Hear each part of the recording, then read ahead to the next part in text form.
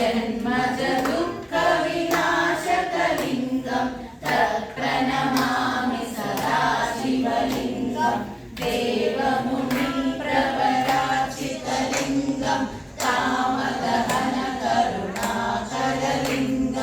रावणदर्पविनाशकलिङ्गं तत्प्रणमामि सदा शिवलिङ्गं सर्वसुगन्धसुलेपितलिङ्गं बुद्धिविवर्धनकारणलिङ्गं शिष्टसुरासुरवन्दितलिङ्गं तत्प्रणमामि सदा शिवलिङ्गं कनकमहामणिभूषितलिङ्गं फणिपरिवेशितशोभितलिङ्गं दक्षसुयज्ञविनाशकलिङ्गं तत्प्रणमामि सदा शिवलिङ्गं कुङ्कुमचन्दनलेपितलिङ्गं पङ्कजहारसुशोभितलिङ्गं सञ्चितपापविनाशनलिङ्गं तत्प्रणमामि सदा शिवलिङ्गं